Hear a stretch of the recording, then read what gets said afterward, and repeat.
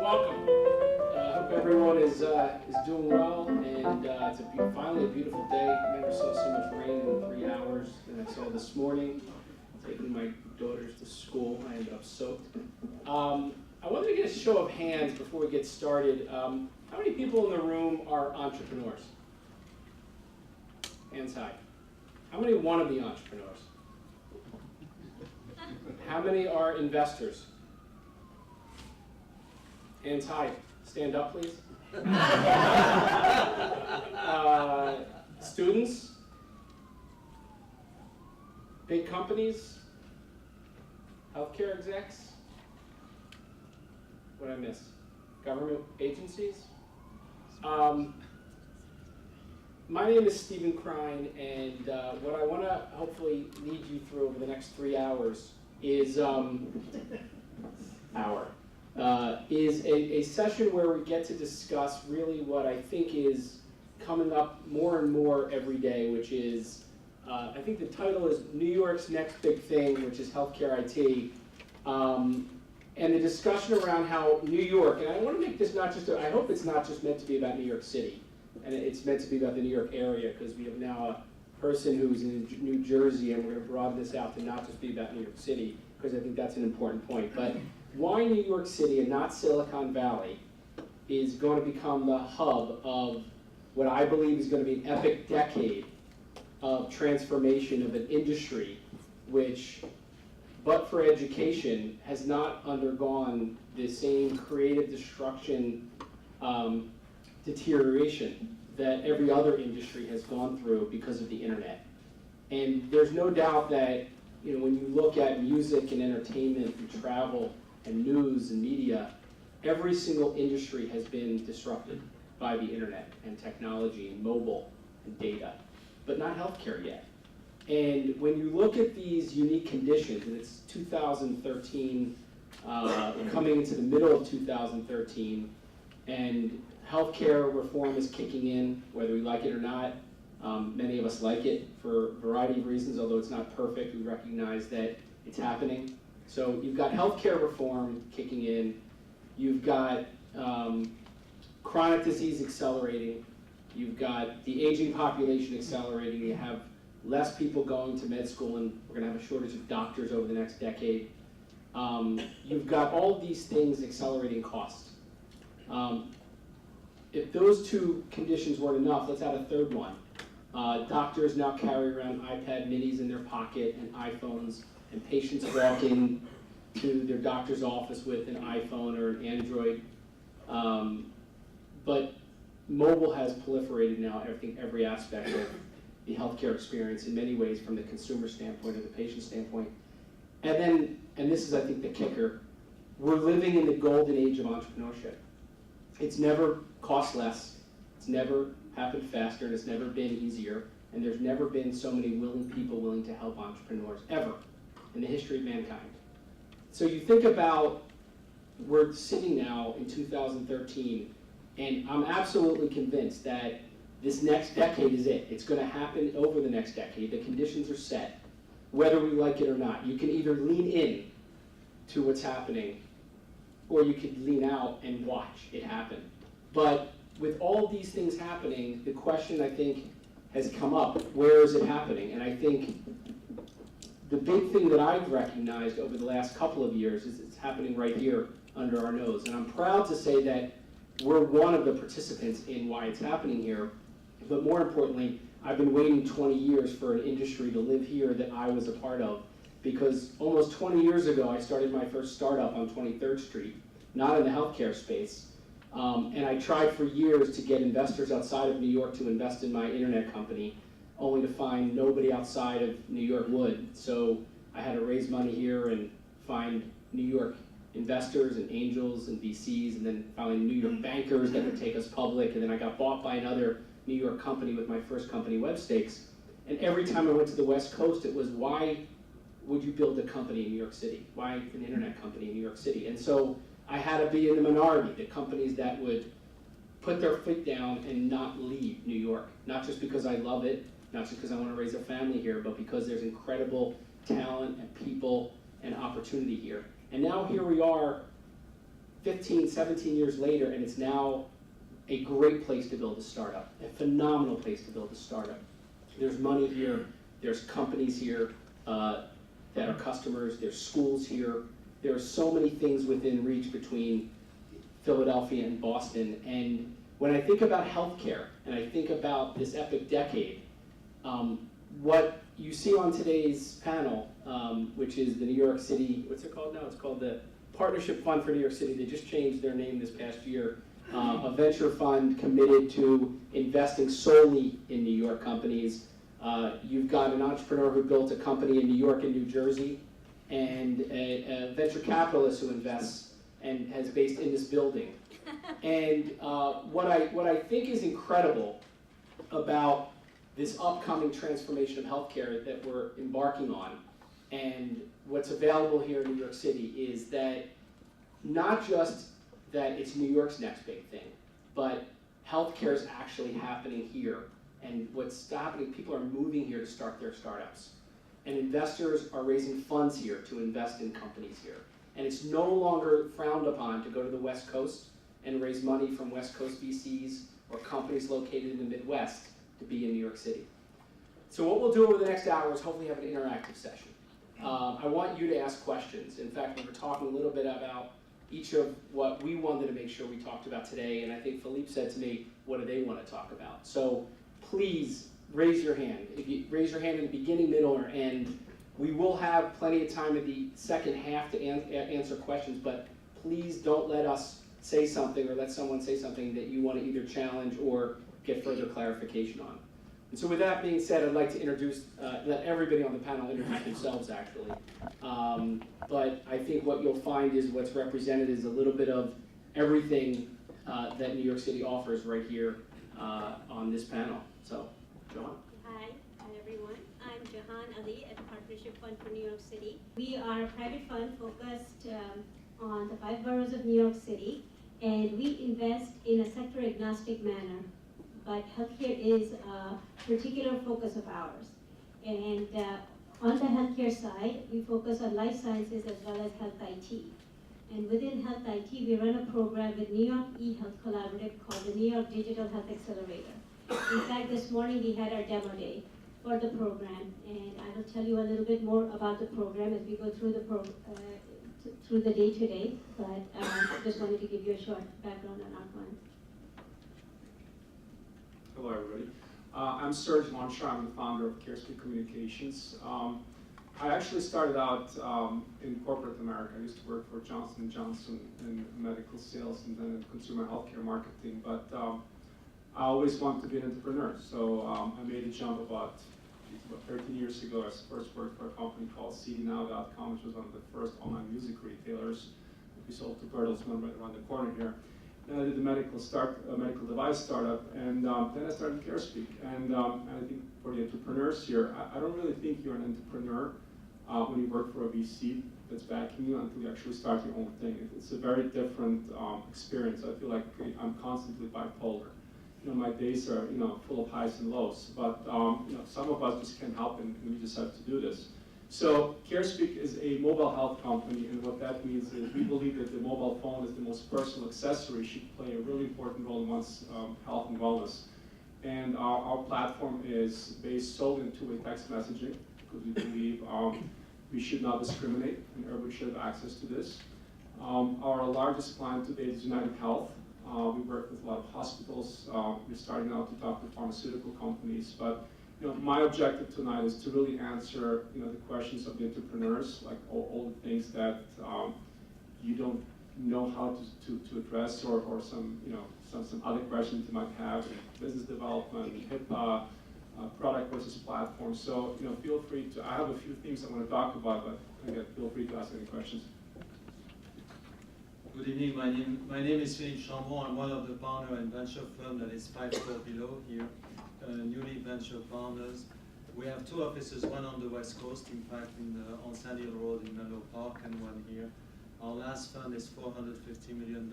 We are dedicated purely to healthcare, so we invest in biopharmaceutical, medical device, diagnostic, and information technology.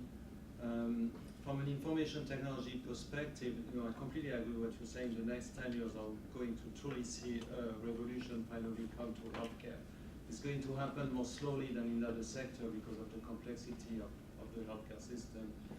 But it is bound to happen, and for no other good reason than healthcare is a $50 trillion problem for the US economy. If you add all of the liability that the current system should pay for down the road, that is not a manageable situation. So significant reform of the cost structure in healthcare is absolutely needed.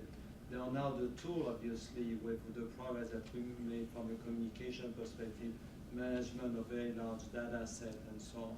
To start that process, it's going to unfold. It's going to unfold over the next 10 years. It's going to be more slower and more painful than we think, but it will happen because there's not much choice. It is going to happen slower, but what we hope we can do, and I think it's kind of the context for what I want to talk about first around the first question, but I want to give her a little bit of background. So I talked about starting my first company almost 20 years ago here in New York. It was not in healthcare. 6 years ago, I started my first healthcare company. Like most entrepreneurs, you don't think about healthcare as just this awesome opportunity you just want to go work and figure out. You actually usually have an experience. Happens to someone close to you or yourself, goes through this horrible experience with the healthcare system, or you're a doctor or another healthcare professional and you see something wrong and you're just seen enough of it. And 7 years ago, one of my investors from my first company was diagnosed with pancreatic cancer, and I discovered when I asked him if there's anything I can do to help, a horrible thing that goes along with a prognosis of like pancreatic cancer, and that is that the doctor wasn't very helpful at helping them find more information about maybe clinical trials or other things that might be out there. And so I got to see this huge gap between the doctor visit and the internet, or the patient and the doctor during a patient visit. And I created a company called Organized Wisdom to solve that problem. And then while I was building Organized Wisdom, and to Philippe's point, it struck me as incredible that everything that was difficult about being an entrepreneur was 10x'd in healthcare. The regulatory environment, the long sales cycles, the industry is stuck in 1980 or 1990, regardless. It seemed like it was not a system, it was a bunch of silos. And it seemed like, as an entrepreneur, it seems more likely that you give up than struggle through building a company in this sector when you watch how much easier it is to build a gaming company or a couponing company or any other ad tech company like everybody in TechCrunch is building. And so 2 years ago, we spun out a company out of Organized Wisdom called Startup Health, because we thought, as entrepreneurs ourselves, if we had to figure this out, why couldn't we help other entrepreneurs figure it out and create a network of entrepreneurs that would work together to share what works and what doesn't work, and then build a network around that community of entrepreneurs, of stakeholders, investors, so VCs and angels and corporate VCs, and pharmaceutical companies and payers and providers, so the big hospital systems and the little ones, the government agencies, and get everybody working together. And the thesis was very simple. Over the next decade, let's talk about this epic decade, if we can help 1,000 entrepreneurs work on their idea and their company and turn them, as many of them as possible, into sustainable companies, then we'll actually be successful, not as an organization, but as a human race. And going back to this problem, how many people in here are entrepreneurs? Raise your hands again. How many of you are entrepreneurs in this sector, healthcare? And how many of you started your company because you had an experience that a mother, father, sister, brother, friend, or yourself went through a horrible experience and you don't want to see that happen anymore? Or you're a doctor or a healthcare professional and you don't want to see that happen anymore. Raise your hand higher. So the stakes are higher. We're not talking about couponing and gaming. We're talking about healthcare. And the question to the panel is very simply this. What can an entrepreneur do, or what should an entrepreneur do, or how can an entrepreneur think about how to navigate the beginning stages of the development of their idea or their product and get access to a resource here in New York that can be helpful to them? whoever. So I'll take this question first. I think one of the things that people dwell on is when am I ready to do something, right? And you hear a lot about rapid prototyping, doing something quickly. So I think the first thing you want to do, you want to do something really quickly, have a rapid prototype. But right after that comes one of the big hurdles in healthcare, which is show me the data, right?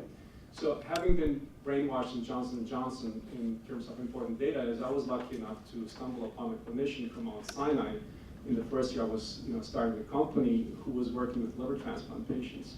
And we actually conducted a study that ended up being published in Pediatrics. And why am I telling you this? Because you have to show some clinical efficacy data early on before you can get anybody's attention. Because like Steve said, this is healthcare, it's really important. And getting data takes a long time. So you have to start doing it as soon as possible, right? So I think one of the gaps that I feel exists is there's a lot of entrepreneurs in healthcare who, some of the folks I've met here are coming from the kind of scientific clinical side. So naturally they're inclined to collect the data. But there's a whole other approach, group of people who are more on the business side, who have ideas and don't know how to get the data. I think there's a gap also in kind of what I call speed dating for entrepreneurs with clinicians and can facilitate the process. So I think one of the first things you really need to do is think about how will I get some legitimate data from legitimate institutions that will demonstrate that my technology actually has some clinical efficacy. And did you do that with your startup? With Mount Sinai, we did, yeah. So a New York-based institution. That's correct.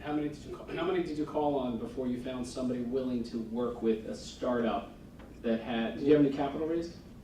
Yes, but not at that point. Okay. No. So I'd say I got lucky. There's always a story behind, like Steve likes to say. I actually was at a barbecue at 10 o'clock with a bunch of Israeli guys discussing football. And it just happens to be that one of the people was a clinician, and that kicked off the conversation. Next thing you know, we were working on a project. But the really important thing that happened to us, once we published that first data in Pediatrics, which is pretty much the largest circulation medical journal in the world, people started calling us. We were getting calls left and right. I want to do a study on HIV. I want to do a study on asthma. We have about, I think, 9 studies going on with, really, brand name institutions today, and it all started with that. So, getting that first one is the hard part. In my case, we got lucky, on a barbecue. But I think there's a lot of clinicians who want to get involved in new technology and try it within their vertical, but they don't know where to find those entrepreneurs either. So. How long did it take from that conversation to getting the study going? About 3 months. I think everybody's afraid of IRBs, by the way, and they're really not that scary. It took probably like 6 weeks to get it done. And it took us probably from the first time we talked until it was published in Pediatrics, it was 2 years. Excellent. What kind of device was it? In our case, it was basically a healthcare IT application, so it was basically a medication compliance that had some logic in the background, involved caregivers to make sure people take their immunosuppressants. I'll talk from, I get approached by many entrepreneurs with ideas, and I'll just tell you the advice that I give them. One of the things is you have to talk to people who would be your potential customers to really understand whether there is an unmet need. Just because you might think something is a good idea, it may not be. And also something may be a good idea, but can you make money around it? So what would be your business model around it? And what I suggest, there's just a lot of people who would be willing to talk to you. So what I encourage people to do is just to reach out to people and tell your idea. The more feedback you get, the more refined the idea becomes. And the other advice that I give, because we'll have people come and actually pitch to us without having a prototype, or you have to have at least a website created or how your product works before you approach people, and that you have to do it on your own before you have investors. By the way, those are some of the things that 5 years ago or 10 years ago would have been a big ask. Like to have prototypes and to have sites and to have things that are now free or incredibly easy to develop. Yeah. Philippe? Yeah, I think to add a bit to that, I think one of the great advantages of a city like New York is really the availability of people that covers our facet of healthcare. So it's a great place to go and talk to people within the hospital system, the academic center. There's a whole bunch of insurance company also that have a location in and around New York City, so it's possible to talk to payer. The state itself has a very big infrastructure in healthcare, of course, and have people that are dedicated to those type of efforts. So there's a whole range of people that one can interact with in order to validate further ideas. To come then, another concept that I think is really important in healthcare, and it goes to how difficult it is for any entrepreneur to succeed in the first place, but even perhaps more so in healthcare, is the whole idea that we have a big economic problem, we need to reduce cost. So starting a company that are developing ideas or products that have a direct impact on the cost equation of one of the major players within the healthcare system is really important. It's all of us want to do good things and help the patient health, for example, but that is only secondary to somebody deriving an economic benefit out of it. So if you anything you can do that lowers the cost to a payer, for example, will get a much favorable reception than simply saying it's good for the patients. I want to add just something to Philippe. Philippe was saying, you have to be careful when you work with clinicians also because they're not motivated by economic models. Really? Necessarily. So, I had, my experience with Mount Sinai is that here we had a technology that showed a six-fold reduction in organ transplant rejections, but I never got the call from the CFO saying, we want to do this. Now, but when we did this back in, a few years ago, there were not 30-day readmission issues, right? So the market has also changed.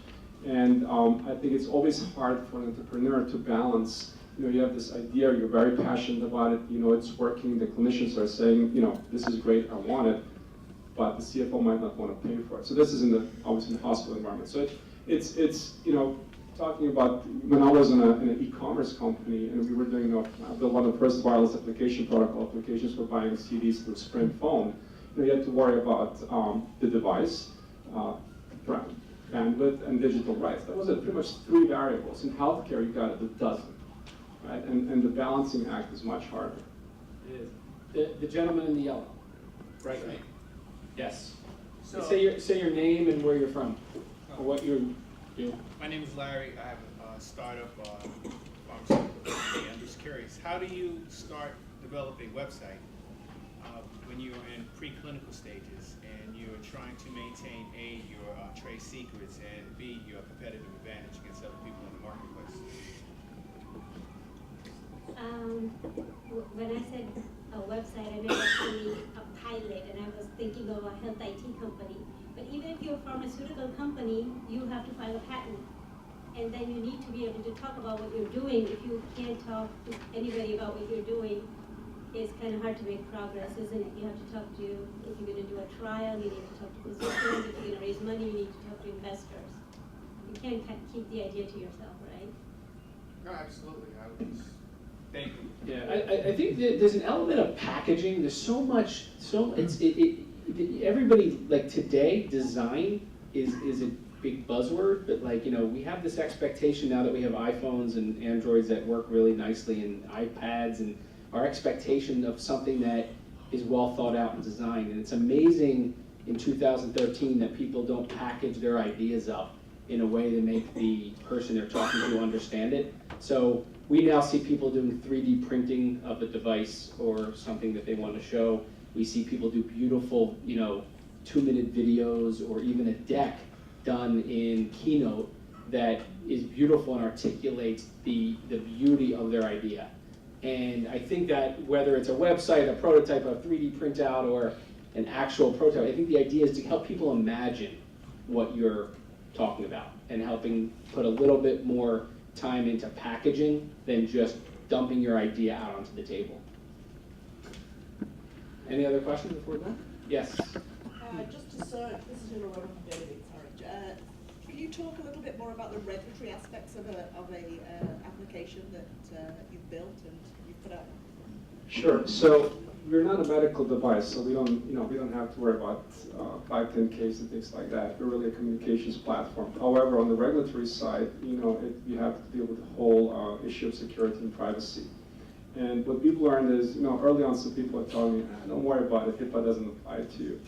Well, guess what? It really doesn't matter if it applies or not. The reality is people want that security. So when you go talk to a customer, what we have found, for example, that United Health's privacy and security standards are higher than HIPAA.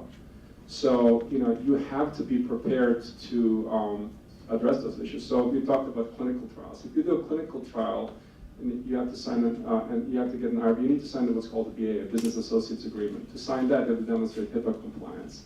And I think for me, HIPAA compliance was this really scary thing. And I kept postponing it, and I finally kind of said, okay, I can't postpone it anymore. So I sat down and did research and read it, and you realize it's really not that bad.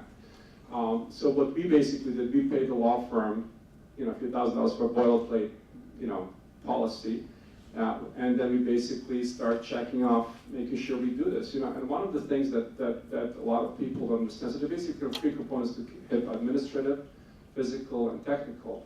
And one thing that a lot of people don't realize, there's mandatory aspects of it, and there's what's called addressable, which means you need to just demonstrate that you've addressed the issues and that based on your analysis or judgment, it is or it's not an issue. And I think a lot of people are just afraid of going through that process, and it's really not so bad. You have to get it done. And the other thing, every time we went through a HIPAA audit, that we found that most of these people we just did a HIPAA audit with NYC Medical Center. They're very reasonable people. They'll understand, what is, how much you can do as a startup. One of the requirements we had was on a certain aspect of our technical security. We met as a team. We discussed it. We sent an email saying, okay, we analyzed it.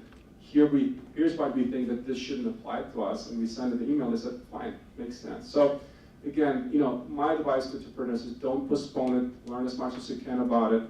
You'll have to spend some money to get some boilerplate documentation for yourself, but it's not that bad. Yes. So New York is famous. Your name. My name is Herbie. Herbie. I'm basically a connector of deals in a wide cross-section of industries. One of them is the entertainment industry, and in the film industry, New York is famous for tax credits, as are many municipalities in the United States and around the world. So we have a medical or healthcare issue here that's on the table. So where's the incentive for the investor to get some sort of a break from the government? This is a question for you guys. In the biotech, there are New York state tax credits as well as city tax credits. I'm not sure whether they are as, but it depends. I don't feel health IT sector is so hot in New York that clearly, even without the tax credits, many people are starting businesses, the businesses are flourishing. There's the Affordable Care Act that has created meaningful use requirements for the hospitals. So hospitals need to buy these technologies. So there's a lot of other things into play. In addition, the state of New York has made $1 billion investment in creating this network that connects health information exchange network that's connecting the different hospitals and healthcare systems across New York. So I think the government is doing a lot of things to propel this sector forward, but there are no tax credits per se. It's a good question, though. Any other questions before we move on? So there's 4 stages of a startup, and I should say early stage startups. There's an idea phase where you just got an idea and you talk about the idea. How many people just have an idea and they haven't done anything with the idea yet? Anybody? Okay, so there's an idea phase. Okay, and back. Who's hosting tonight? An idea phase. And lots of companies just never make it out of the idea phase, or I should say lots of ideas never make it into a company phase. And then there's the startup phase where you get a team, a couple people together to work on a prototype and work on the idea, turn it into something. And then you get to a ramp-up phase where you actually have customers and you're actually starting to gain traction. I think Philippe talked about when you guys get involved and when you like to really make that first $2 to $3 million investments when you actually have some traction and you talk to the customers and you're actually gaining traction. And then there's the speed up phase where you're actually accelerating. And I think that when you look at, and I think I use TechCrunch as the example, but it's, you look at mainstream technology, internet industries, and it looks like it happens much faster. It seems much easier. And without a doubt, the unwavering conclusion I think most people make is healthcare is going to take a really long time, and how are we going to make sure that some of these amazing ideas and some of these amazing startups don't die on the vine? Because I think one of the biggest issues right now, there's, how many accelerators are here in New York City now? 4? 5? There's a ton. And If you do the Greater New York, it's 8. it's 8. So there's 8 of these 3-month or 5-month or 9-month programs that are geared to kind of being a boot camp where you come in, you learn, you get connected to some mentors, in the case of New York, the eHealth Collaborative, to hospitals. You have a demo day, like today. You maybe raise some funding and get some new customers, but then what happens? So there's this big question mark, and I'd like to hear from the panel, this big question mark of how do we get beyond the ideas and the startups and get some of these companies to a place where there's enough traction to get to funding from New Leaf and other venture firms and other big corporate venture firms and foundations, so that these great ideas that are going to save our families' lives or extend lives or change life, the quality of life, see the end game. Okay. So I think accelerators for young entrepreneurs are a great way to meet other entrepreneurs. You learn from them. So all sorts of service providers, who to use to build, where to find the best developers. So I think you have to decide that for yourself. But I think accelerators are a useful way to start your business and to propel your business forward. I just want to take a little time to tell you about the New York Digital Health Accelerator.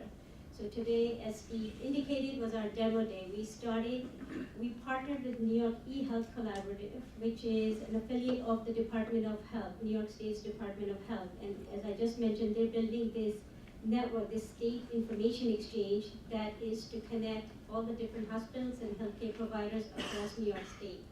Meaning that if you were in Rochester and now you, for some emergency, being taken to NYU, the doctor can pull up your record and know what drugs you're on, what's your background, whether they can give you, a medicine or it's counterindicated for you. We started this program because the New York eHealth Collaborative approached us, and in building this network, they identified 4 areas of gaps, and those were care coordination, data analytics, alerts, and patient engagement. So we asked companies who were working on solutions, clinical solutions in these 4 areas to apply to the program.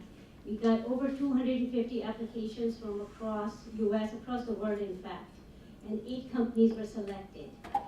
These 8 companies, in addition, what these 8 companies got was $300K in funding from venture capitalists. So Philippe's fund is an investor in our digital health accelerator, along with 2 venture arms of insurance companies, so Aetna and United Healthcare, and Johnson & Johnson as well, and a couple of other venture funds. In addition to the funding, 300K in funding, which is quite a bit more than most of the accelerator programs, each of the company was connected with 3 providers. So these are potential customers. So we didn't really wait till demo day to say, okay, here are the investors, present to the investors, and hopefully you will get some customers. These companies, over the 9 months, worked with these providers in refining their product and hopefully getting pilots. So the success metrics were that these 8 companies had 17 pilots, either underway or kind of lined up with these providers that they were matched with. So that's a real metric. Some of them will succeed. Many of the companies actually got customers, so they ran the pilots and the hospitals were interested in getting them as customers. And many of the companies are raising money. During the programs, the companies raised an additional $5 million, which is not huge, but many of them are ready to raise additional rounds. And one of the companies was acquired. So, just to give you an overview of the program. Was the 300K dilutive, or was it just a grant? No, it was a convertible note. So it had some dilutive characteristic, and that's really because the fund that went into that effort were coming mostly from venture firms, so it could not be donation, Yeah. to put it that way. I think one thing that was really so impressive about that effort, and that's something that New York City is particularly suited for, is for the entrepreneur, they had the ability to find in the same room people that represented really chief information officers of the major hospital system in the city and around Long Island. They had insurance. They had people from Aetna and from United. They also had the financial sector represented. So each of those companies had the opportunity to interact with 20 people that were representing all those constituency, for half an hour to present the company and have broad discussion, and that was followed on over a period of 6 months or 8 months, 9 months, through monthly interaction with a series of these people as mentor. So it was really an opportunity to give them further guidance on how to develop their product, how to build the management team, build the organization, and so on. And I think that's something that this city is particularly well suited for, given the range of talent that exists. So, as an entrepreneur, this sounds awesome to me, because when I started, this didn't exist, and I can tell you that it is hard to start a company. It's hard to find money. It's hard to build a prototype. It's hard to, operationally to run a company. But business development is really, really hard. And what I have learned, the reason we got the United deal done is because a very senior person decided this is a strategic fit for them and they should get it done. I think the value that what Jahan just described is tremendous, because opening those doors can take forever, and getting commitment for a senior executive, it's really priceless. I mean, I don't mean to sound like a cliche, but it's priceless. Yes. So I want to come back and focus on one piece of this, because I think the accelerators they're accelerating a lot of really great ideas to get beyond where they would have died before. But we want to get them even beyond that, right? So the VCs, and I think in particular the ones that have not been in health tech before, and I think you've been in health tech a long time now, relative long time. How many years? I've been doing this since 95. 95. That's a long time. But there's kind of two buckets of VCs out there. There's the VCs who really do health tech, and then there's the VCs that say they want to do health tech. But there's clearly a lack of Series A round fundings getting done in comparison to other sectors, and definitely in comparison to the number of startups now that have gotten seed funding and gotten a little bit of traction and have gotten a little bit of the team built and have a little bit of progress, but need that next jump. And just we get to see it at we're a national program and a 3-year program, so we look out and think about the next 3 years. But I'm really interested in your perspective, Philippe, on how to bridge the gap between these companies that are now, and I want to say half pregnant, right, but not fully enabled to go scale at the level without, and it doesn't have to be VC money as much as, in Serge's case, I think customer revenue, which can help fund it, which I think is a more preferred and useful way for an entrepreneur, but I think the VCs are not as accelerated. I can't answer the latter. I can talk about the VC side of things, not the customer side. I think there is two underlying issues. First, just insofar as number are concerned, there was about $650 million invested in healthcare IT, venture-backed company in 2012, and that was across 92 deals. So and just to put that in perspective, it's a bit more than 1/10 of the level of investment that got into therapeutic type of company, and that's medical device and biopharmaceutical.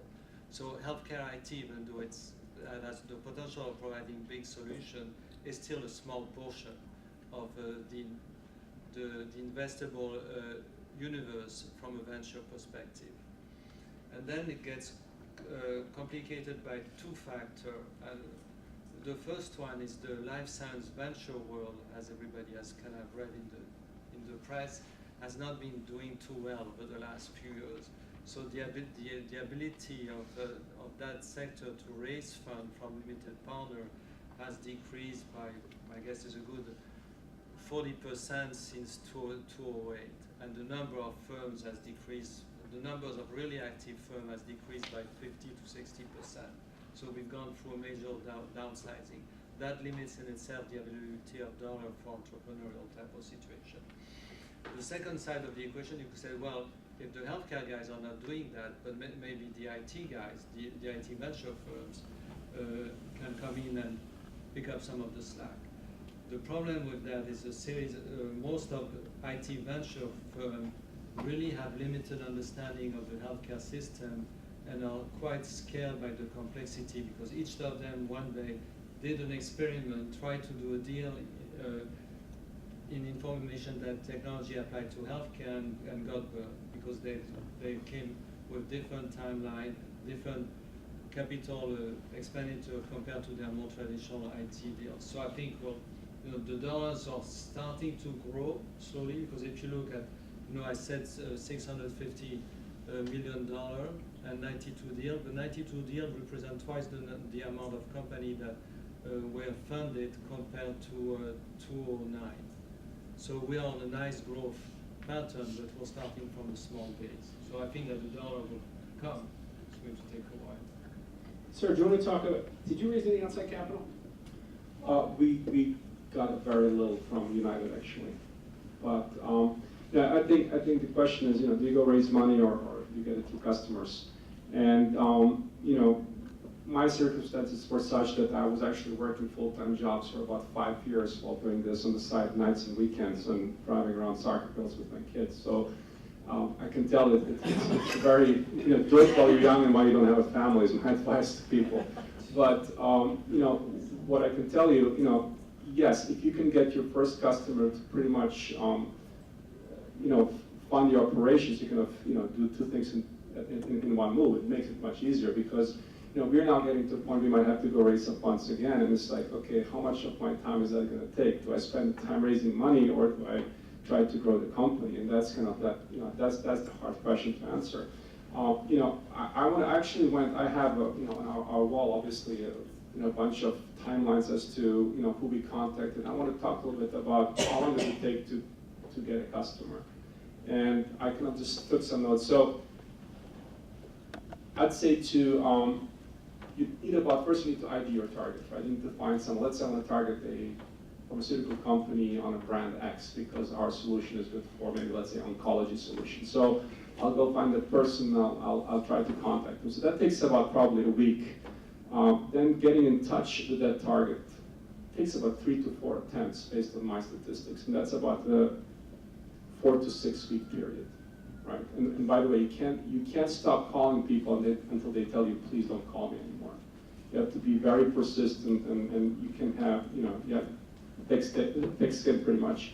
Once you get in touch with them, you have to set up a meeting. That's about 4 to 8 weeks based on our experience. Once you set up a meeting, which usually always gets postponed at least once, right? You have to follow up and ask them, like, did you like it? Can we talk some more? So that's 3 to 12 months. Okay. If you're lucky, they'll ask you for a proposal. To get feedback on that proposal is about 4 to 8 weeks.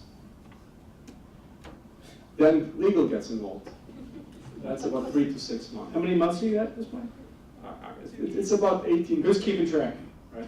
So it's about 18 to 24 months, and then it's implementation. So my point is, it takes a long time, and I'm starting to Philippe. Unlike some other startups I've worked in, you need a lot of cash to survive all of this. Yep. Right.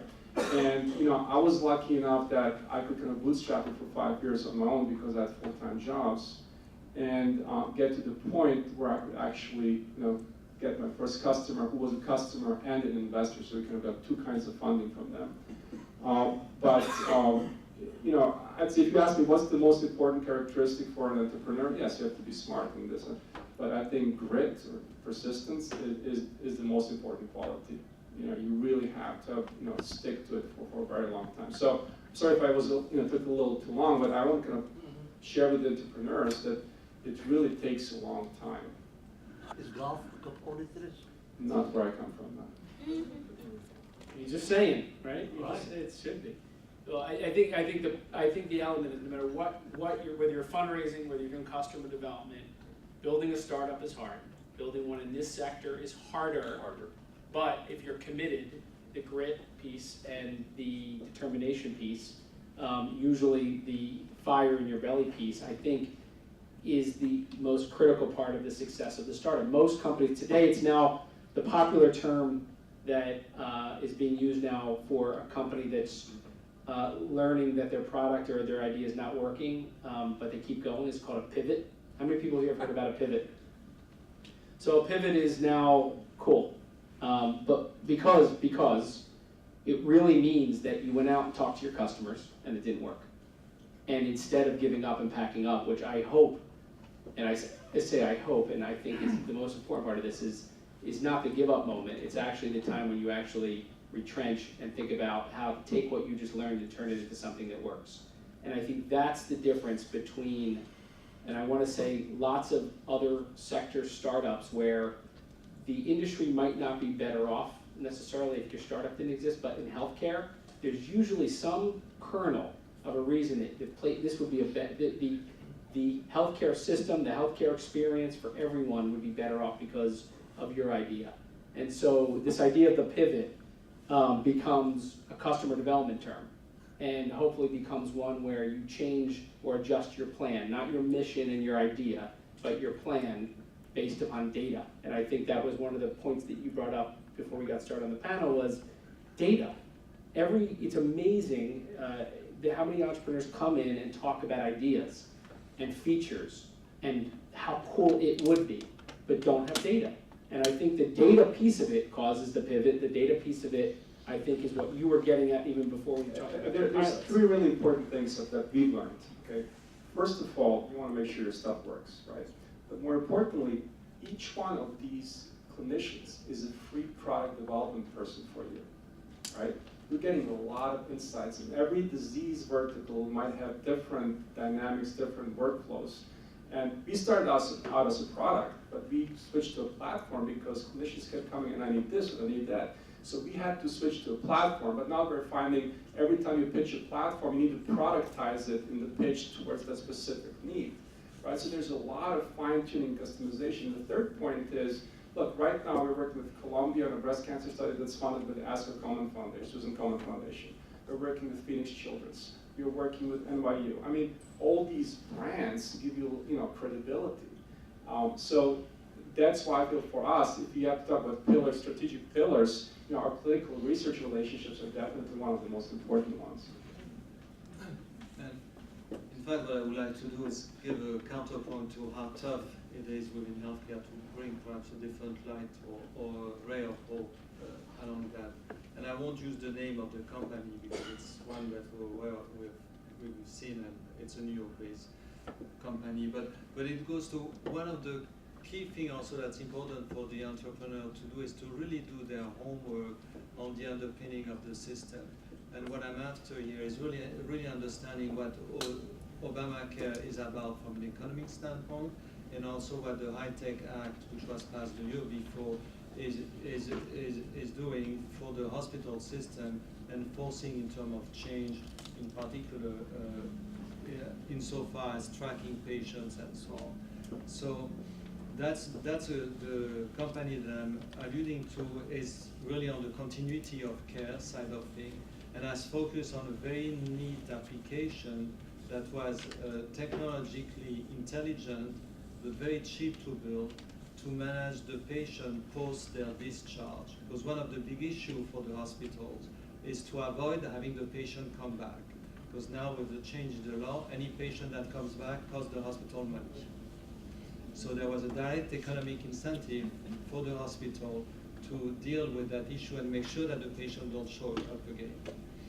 And so those guys have developed a very neat solution that enables to understand if the patient are taking properly care of themselves outside of the hospital. If there's a problem, the hospital is alerted and can then have a nurse call the patient and figure out if the patient really needs to come back or not.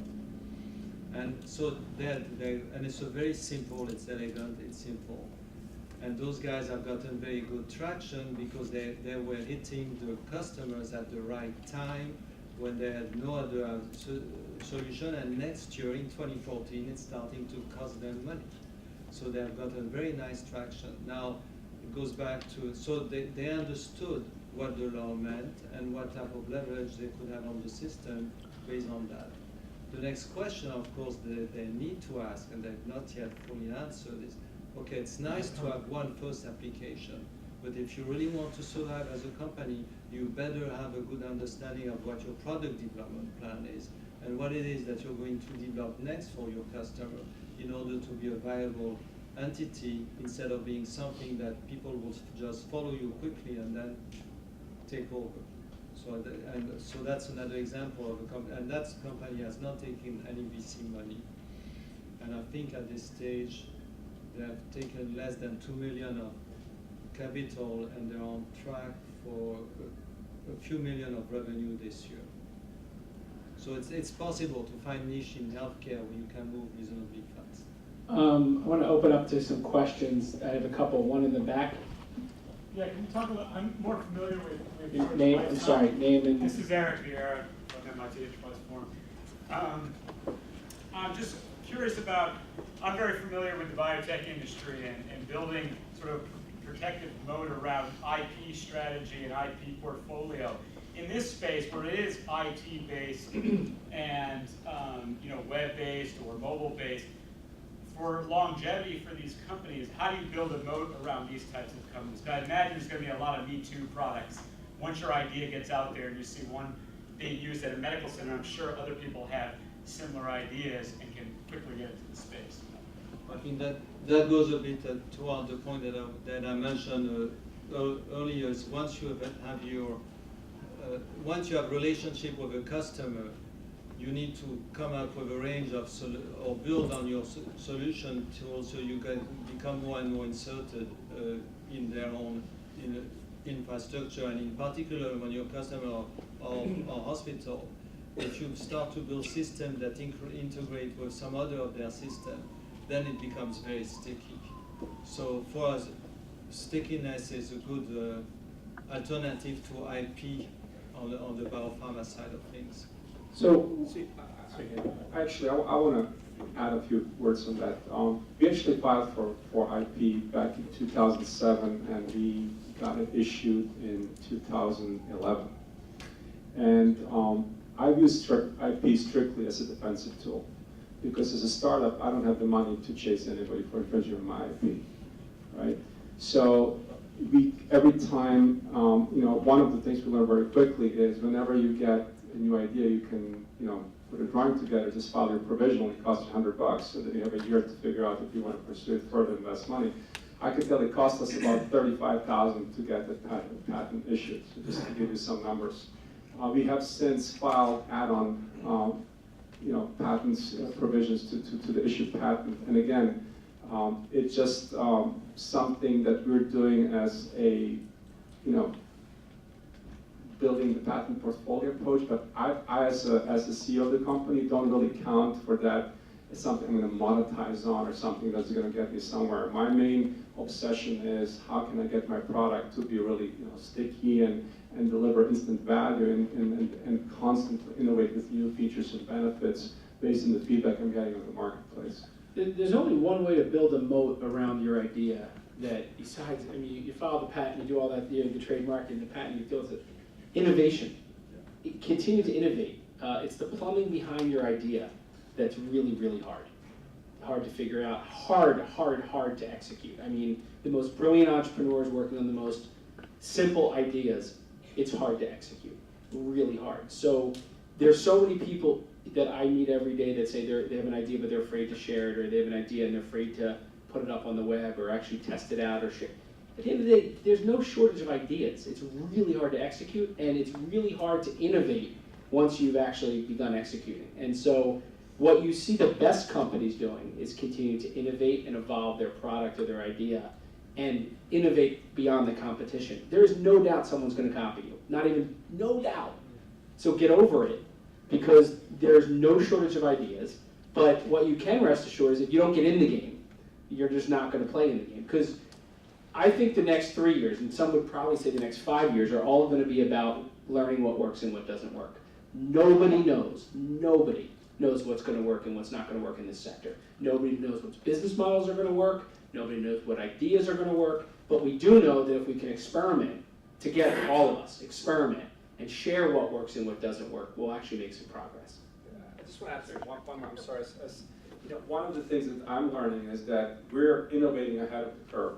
We're finding that we build a lot of cool things that make sense, but people are just not ready for it. So it's always a very fine balance as to when you talk to your technical team and they get excited. I mean, we have a whole wiki where we basically just put all the ideas, and then we kind of have to prioritize. But whenever we can, we send in that $100 provisional just to make sure we have a place on the shelf. There was another question back there, but I don't see it. Is there anybody, any hands up for more questions? Yes. One of the things I've noticed down at Casano, telehealth and telecare aware, one of the things that I've noticed is that given the curve that you discussed, Serge, with it's a long buy curve, how do you innovate ahead of the curve to prevent yourself from getting overrun by a competitor? We saw this with Zio, the sleep monitor, getting overrun by Fitbit and Jawbone Up, for instance, and it knocked them completely out of business. Yeah, I've used some of this, but I think what happened there is that I think the Fitbit built a very strong base with their basic features. So once they had that customer base, it was easier for them to convert to upgrade to the next set of features than Zio getting new customers into the base, right? So that's kind of how I perceive it as a consumer, because my Fitbit is right here, by the way. But in terms of innovating in that balance, you're always kind of semi-paranoid, right? So you always want to make sure that you've captured every idea you have and it fits somewhere within that workflow to make sense, from a benefit standpoint and hopefully economic standpoint. But what I've learned is we've had a customer recently, a specialty pharmacy, come to us and say there's a whole different need and pain point they have that we've never thought about, never dawned on us. And again, I think the double-edged sword of the platform play that we have is that there's specific scenarios you can cover, and you have the flexibility to cover many more, but you just can't anticipate all of them. So it's a balancing act as to where are you going to go. A lot of investors always ask startups, and I've been through a few houses. What's your focus? Who's your target? Well, you have to have an answer, but sometimes your target is whoever's going to pay you first, right? So it's an ongoing balancing act to find that angle and pursue the right path. So if you think about the focus piece, you also realize that we're just looking at a moment in time. I don't even know if Fitbit, so if you think about how this will evolve over the next 3 or 4 or 5 years, Apple's going to play a role in this industry like nobody expects, or I should say everyone expects, but nobody knows how. All this is moving so fast. Going back to nobody knows what's going to work and what's not going to work. So this round, yeah, Fitbit got ahead of a lot of the other ones, but what's going to happen at the next phase? Jawbone is making very acquisitive now. So the players will shake out and things will change, but over the next decade, what's going to be the common strategy that's going to win? And it's going to focus of a particular piece of this industry that you can dominate. And by the way, there's going to be plenty of fragmented players here that are very successful with plenty of customers, and they don't need to be the billion-dollar, multi-billion-dollar company. They can have a very successful, growing company be acquired by one of those companies too. I do have another question, which is about intellectual property and patent trolls. How does a small company prevent itself from getting patent trolled, or the other one which claims to be an operating company, which is MMR Global? We're seeing a lot of that.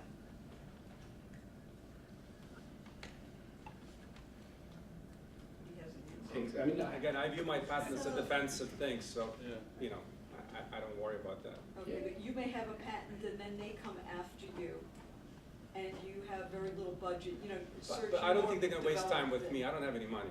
Yeah. In their, Yeah, yeah, you know, they're gonna yeah. go, let's, if a big pair were to acquire us, then they would, you know, like, they'll go for the big guys who have the deep pockets, we're just gonna pay them to go away, right, or settle it, I mean. Small startups aren't the target, Yeah. but you will be one day if you're successful in an area where there is some, and then you become having enough capital and being well funded and having good They're partners. going after early stage companies and demanding 25,000, 50,000 to settle. And MMR Global's going after some very big guys as well as small guys. There was one more, so hand go up? No? So there's four things that come up in every early stage startup. I mentioned packaging already, customer development, fundraising, and team building. I want to talk about team building for a few minutes because everybody knows that of VCs, the most famous line is, "I bet on the team, not the idea," or "I bet on the team, not the company," because a team can figure out how to jump through that wall. Teams. The makeup of a perfect healthcare startup, digital healthcare startup, or a healthcare, because I know there's some life science companies in there. The perfect health, what do they show up with? How many, what roles are filled in your mind to let you be rest assured that there's at least a team in place? Want to describe some of those characteristics, Philippe? No. I'm going to take a different approach, which is, you know, first, there's no perfect team. And for us, it goes back to a point that you mentioned earlier, which is really having ideas is great, but what really matters is execution. You know, and for execution, what we really look for, and we're not so much interested in having complete teams because that's not you never have that. What we want to do is meet and interact with people that we believe are at the stage of maturity where we understand well enough who they are, what are their strengths and weaknesses, and what do they need around themselves to become successful in the long run. And preferably, I've already demonstrated that they can go and get some of these people. Then we think we have teams that are an initial kernel of people that is backable. That's what we look for. I mean, it's true, you see so many different types of talents and ways of working, yet different people are successful, so it's really hard to say that there is one formula for a successful team. Well, what I was getting at, what I see, especially in this sector, is you see people with ideas that don't understand the healthcare industry. Let's use an example, or a scientist who doesn't understand entrepreneurship, a doctor who doesn't understand entrepreneurship. In fact, many have been trained to be anti-entrepreneurial and risk-taking. So the framing of it is, and it might be on the earlier phase than when they get to you, Philippe, but you often see people with just not having around enough perspective about a couple of different areas: business, technology, healthcare. Kind of the three. Because I look at it and go, there's three. Usually when there's one missing, you see the imbalance in the idea even, or how they're approaching it, because they either are entrepreneurs or business people, or they aren't, you know, educated or understand the healthcare space, or vice versa on the technology. You know, I think that's a fair point. I think on the healthcare side, what's often very helpful in innovation is that people that comes as outsider with lateral thinking. And these people are not the experts, but they come with a different view, they don't know everything, and that's how you revolutionize industries. And in fact, is there anybody in the audience that was part of the team that submitted a proposal for the web portal that New York State is putting in place starting this fall for healthcare information? No, thank you. So I was just testing so I don't put my foot in my mouth. So last week there was a competition and what had been done in fact by the New York eHealth Collaborative is a whole screening process asking companies to create the web, the skin basically for consumer in New York State to interact with their healthcare information once the whole HIE portal will be set up. And we end up, there were 8 finalists that were selected and come and presented to this panel of judges, and I was one of the judges on it. And what was really interesting is you had really 2 very different groups of people that came and presented. Young people that were coming from more of the app design, the gaming technology front and so on, and then people that came in with very extensive healthcare experience. And what we saw was, at one level, very, very interesting. The people that came with the healthcare experience, usually it was a combination of a clinician and a CTO in an organization. So somebody with a very strong IT background. And we got perfectly boring website that were drop-down menu where you had to go through 10 steps to go to the answer. And the people that were coming from outside of the industry, coming out of the gaming technology, created interface that were much more tile-based, that were visual as well as words, and where in 2 clicks you had ways of getting systematically to your answer. And for me that goes to, it's not so much the expertise that they bring in the sector that matters, but rather the different way of looking at how the information should be used, managed, and analyzed. My experience is a little different. I thought I knew healthcare because I worked in Johnson & Johnson. But I think what I'm trying to tell you is there's questions that you don't know how to ask. So what's really important is to talk to as many people as possible. Now, one of the things that we all are afraid of is asking stupid questions. So we're holding back and not asking the questions that we should be asking and learning much faster. So if I had to do things all over again, I would have gone out sooner and more aggressively with my ideas, and I would have been smacked around more, and I would have learned faster. Number one. Number two, I think to Philippe's point, I totally agree that, for example, the way I got the United Health deal done, we had a product, a single product. I wanted to pitch a platform. So I had a designer create an HTML page that looked beautiful, and I had them make sure that that all the drop-downs work, and there's like all these effects, but there was nothing in the background. It was like empty. But I sold them the idea of a platform. Now, what I wish I would have had is that healthcare inside of it, that bureaucratic, deep knowledge to tell me, well, this is the pain point you should be focusing versus that one. So I think ideally you want both. You want the naivete or the brazenness of that person full of ideas who wants to change the world, and the other side to balance you and tell you, well, this is not necessarily how the world works, right? And then yet you have to have that moment of wanting to change the world. So when I started out, I will tell you, if you could get a co-founder as soon as possible, do it, because it's really, really lonely. And my setup was that I was already living in suburbs, as most people have stable jobs and don't want to take risks. So nobody really wanted to take the risk I took. I ended up finding a student in Croatia, where I'm originally from, who did my first prototype, who's today my CTO, and we've been working together for 7 years. But I wish I had found someone sooner, because you constantly feel like you're talking to yourself. You're not sure if it's schizophrenic or what. Am I talking to myself? Is this real? So having that feedback mechanism of a partner is really important, who will kind of keep you in place and tell you that makes sense, it doesn't make sense. I think there was a great book written about 7 years ago called The Blueprint to a Billion, and it outlined the 7 characteristics that every company that ever got the last 350 companies that got to $1 billion in sales. And in every case, every single case, each company had an inside person and an outside person, kind of a partnership.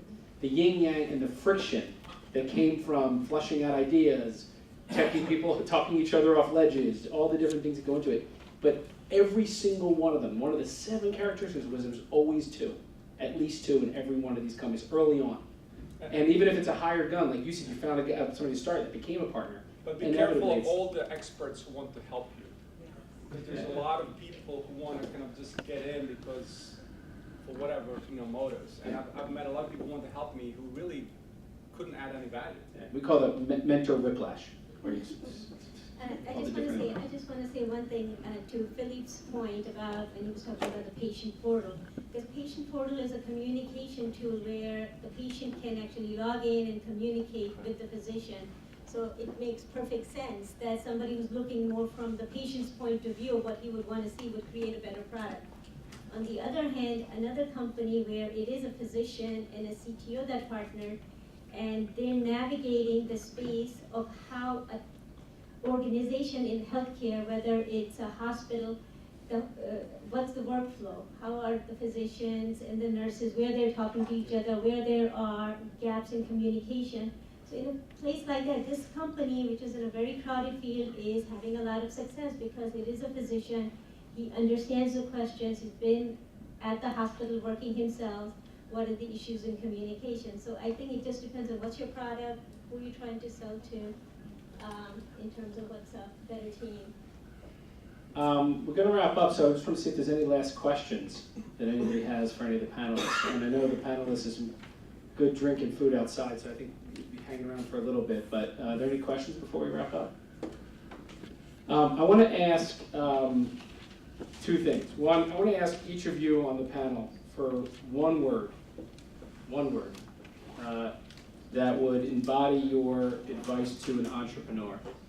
I want to try to contribute something to everyone as they leave here. But one word. I would say persistence. Grit. Same thing. Same thing. Persistence. Persistence. I really think that for those of you who are starting out being an entrepreneur, or you're in the midway through getting it up and running off the ground, I want to let you know there's an incredible community available to help you, not just the ones that want to lean in, and I call it the mentor whiplash, but there's people that want to be customers of startups' products, there's people that want to pilot programs, there's companies that want to invest, there's individual angel investors that want to invest. We built an entire academy, a national academy that lasts for 3 years, that doesn't cost any cash out of your company to help entrepreneurs build their business. The Startup Health Academy is available to companies all around the country. It's a way to help navigate every stage of the development of your business. And I'm not saying this is a sales pitch, I'm saying this is, there's help. There's people that want to help. There's an entire network with thousands of people that have filled out profiles, and you can go through entire community of people at startuphealth.com. It's an organized way to look through the VCs, who's investing, the angels who's investing, the companies who are leaning in to help entrepreneurs. I can assure you there's an entire community that wants to make sure your company has a chance. And whether they tell you you're off in the wrong direction, or they lend a hand to help you get a pilot program, or they tell you how to connect with a partner, I want to let you know, don't give up, because it's an important part of this decade that entrepreneurs starting out in 2012, 2013, 2014, don't get overwhelmed with the minutia and the obstacles that are going to be in your way in the early stages. So that being said, thank everybody on the panel. I would like to thank everybody on the panel. One more thing. I mean, you talk to entrepreneurs. There's a lot of people in here who have a great network. Perfect. In pharmaceutical companies, in hospitals, and all it takes for you guys is just one phone call to make an introduction that can mean a lot for one of these entrepreneurs. So, if you can do it, please do it, because it goes a long way. Yes, thank you for saying that. Last piece of thing, batteries included versus batteries not included. Have anybody ever heard that before? Okay, you can either be batteries included and give people energy, or you can be batteries not included and take their energy away. And there's like your husband and wife, it can be like your spouse, it could be your friends. Everyone's got those friends from high school or college that are just batteries not included, suck all your energy out. In this process, I divided everybody into 2 buckets. There's either people who are batteries included, giving entrepreneurs energy, helping lend a hand, helping lend a piece of advice, helping lend a connection, and then there's batteries not included, telling you all the reasons it's going to fail and not work. Don't be batteries not included. Don't be batteries not included. If you are, let us know so we won't have people waste our time pitching you. But I mean this, like we're at a stage of the development of this industry where we need as many batteries included people to help these entrepreneurs and help these startups figure out how to be successful. So if you do work at a company Remember, this battery's included, battery's not included. When an entrepreneur pitches you, or if you're an investor in an entrepreneur, don't be batteries not included. Lend batteries included advice to them. That's the last thing I wanted to say. Thank you very much.